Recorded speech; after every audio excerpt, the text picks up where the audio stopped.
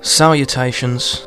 In the first video in this series we dispensed with materialism and nominalism, but now we're left without a firm grasp of what does and doesn't exist. Then they say I'm insane!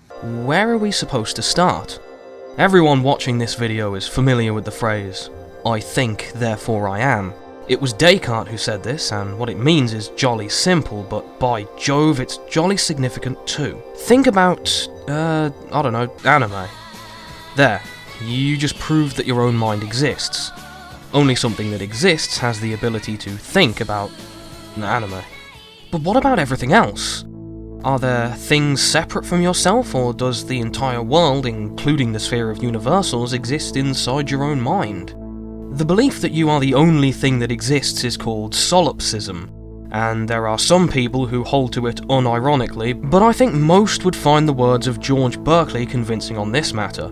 Whatever power I may have over my own thoughts, I find the ideas actually perceived by sense have not a like dependence on my will.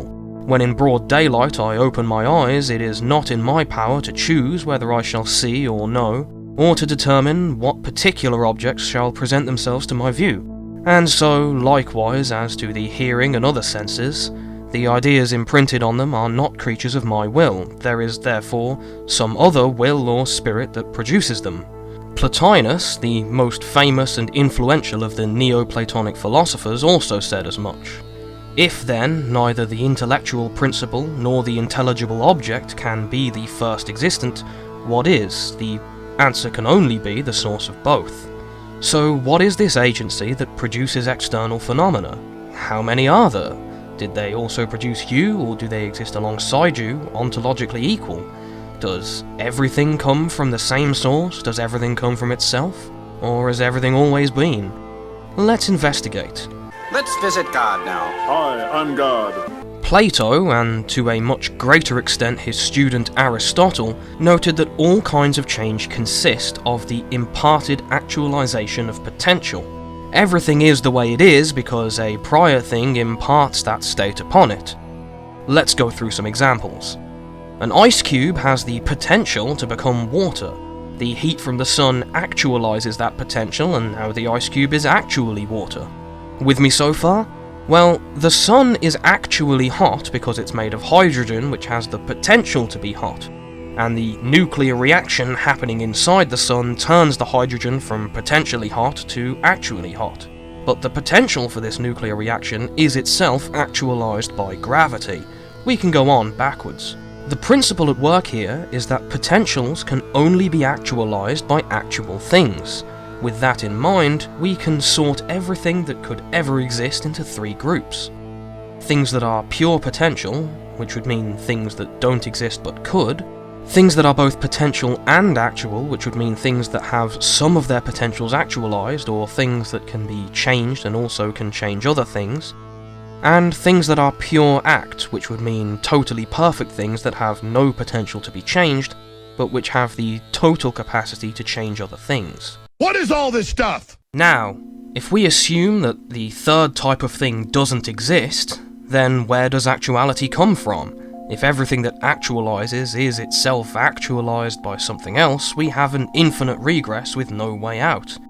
This isn't a temporal regress where you're looking for what came first in a long line of events going back into the past. This is an ontological regress, meaning the existence of actuality as such has to be accounted for. The only logical conclusion is that a thing which is pure act must exist in order for actuality itself to exist. The alternative would be like having an extension cord plugged into itself and expecting power to come out of it. By Jove, sir, we may well ask the question of what thing actualized this pure act and what actualized that, and so on and so forth. If you're thinking this, then you've completely misunderstood the argument. Well, I look like some sort of brainiac? Allow me to reiterate for those in the back. It is necessary for potential things to be actualized. It is impossible for potential to be actualized without an external actualizing agent. Therefore, actuality as such must be accounted for by something that has no potential but is instead pure act. This pure act must possess infinite capacity to actualize, or else its capacity to actualize is not fully actual. It must be fully realised and fulfilled in every possible way to a perfect degree, or else it would have the potential to become more so and therefore would not be pure act. Is that God you're talking about, or just a bunch of New Age crap? In order for a pure act to possess these qualities, it must be singular and unique. If there were two pure acts, then they would have to be exactly the same in every single way and exist in perfect synchronicity. What then is the separation between the two? There isn't any. To say that there is more than one pure act is the same as to say that there is more than one of you, and that all of these yous exist in the same place and time, and are made of the same atoms, and they all think exactly the same thoughts and do exactly the same things, all at exactly the same time. Wow, he's transforming into the exact same person. This is incoherent. Necessarily there can only be one pure act. Because there are boundless numbers of things with potential, but there can only be one pure act, Platonists refer to the pure act as the monad, meaning the one, that which is alone. Since your mind has potential and can change, you can't possibly be the same as the monad, and so you must be a product of the monad just like everything else. I'm a human, and I'm coming! Having established in the previous video that there is a prior mode of being to the material, that being the sphere in which the universal forms are contained, we must now assign the monad to this sphere. If the monad were of the material sphere, then it would be below and subject to the prior sphere. For the most basic or foundational existence to be contingent is impossible, and therefore the monad is immaterial. Pythagoras, who you may remember had a theorem about triangles that's still taught in schools today, was the first recorded person in the West to propose the existence of the monad, but it's not an idea that's unique to Greeks. It's found all over the world, wherever civilized peoples have conducted philosophy.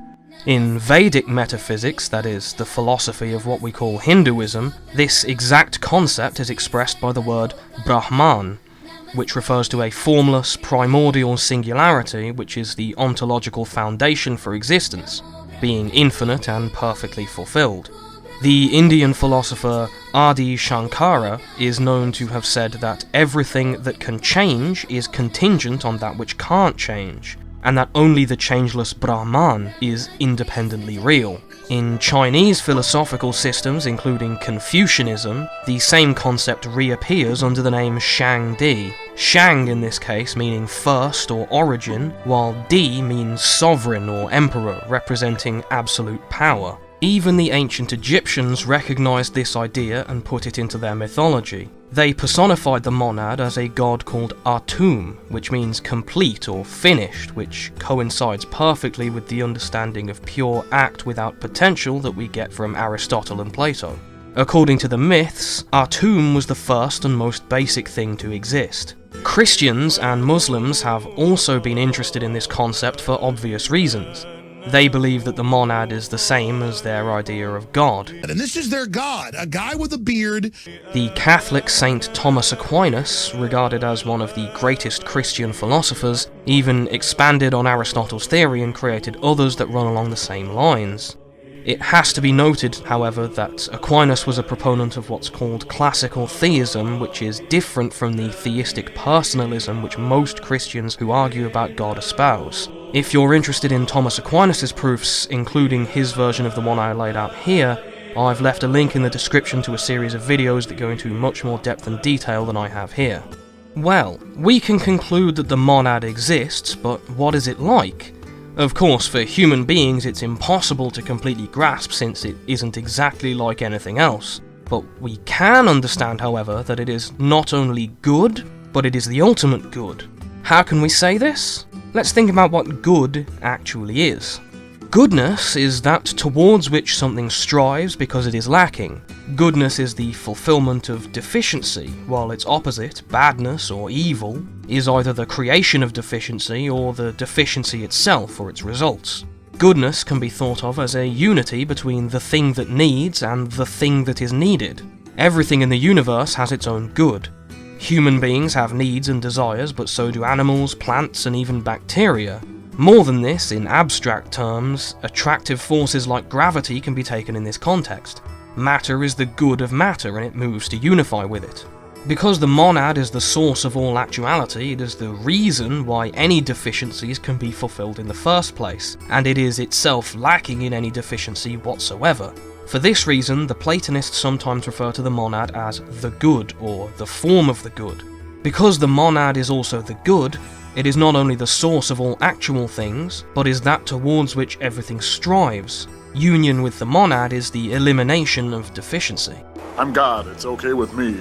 I do not, I should expect, need to argue that the monad has produced other things. We know that consciousness, our own mental states, and sense experience are contingent things. So how do we get from the necessary existence of the one to the contingent existence of many things?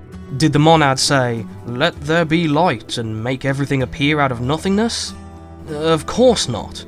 As Plotinus says, "The being beyond neither strives, since it feels no lack, nor attains, since it has no striving." We're not talking about a cosmic watchmaker who meticulously designs our universe like an artisan, and we're not talking about a spontaneous emergence of something from nothing at heaven's command. These are things that happen within a temporal framework and imply that the monad at some point performed a specific act of creation, which contradicts its nature as pure actuality without potential for change. Necessarily, anything the monad can do, it has always been doing and always will be doing. The monad does not create things out of nothingness or actively shape them like a human being shapes the elements. The monad produces through passive emanation.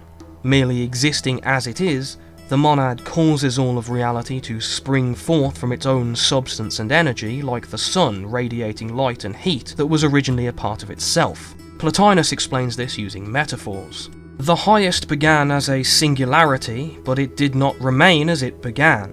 All unknown to itself, it became manifold. It grew, as it were, pregnant, desiring universal possession, it flung itself outwards. It is like a circle which in projection becomes a figure, a surface, a circumference, a centre, a system of radii, of upper and lower segments. Imagine a spring that has no source outside of itself. It gives itself to all the rivers, yet is never exhausted by what they take, but remains always integrally as it was. The tides that proceed from it are as one within it before they go their separate ways. Because the nature of the monad is pure actuality, the actuality present in the universe is the same as the substance and nature of the monad itself. And because the monad is infinite, it is not diminished in any way by its emanation. Again, this is not a religious doctrine that stems from a single tradition. It is an intellectual conclusion that philosophers from many advanced civilizations came to independently. It's the same in every culture. Humans know this. The word Brahman, which we have discussed, literally means to expand or grow outwards. Some Indian philosophers have gone further on this topic. The god Vishnu, who is a personification of the monad according to the Vaishnava tradition, didn't design everything or command existence into being, but instead constantly sustains reality passively merely by existing. The word Vishnu means that which is inside everything. The substance of Vishnu is what underpins existence itself. The Egyptian god Atum, according to mythology, created all the other gods, and by extension all of existence, out of his own substance. This is represented by him uniting the male and female principles within himself, because in reality the monad is genderless. This can be compared to Plotinus's metaphor of the monad causing itself to become pregnant and giving birth to reality, and it is also consistent with the previously mentioned Vaishnava tradition, because Vishnu also appears in female form as a goddess called Mohini. The followers of Pythagoras said that the monad produces a dyad or duality from itself, but at the same time remains one. The two are contained within the one because, at the most fundamental level, they are of one nature with it. Any more questions? Now we have a basic grasp of the first principle. In the next video I'll be describing the first and most important emanation of the monad, and so on in procession. Thanks for watching and have a nice day. Well, that was a load of shit.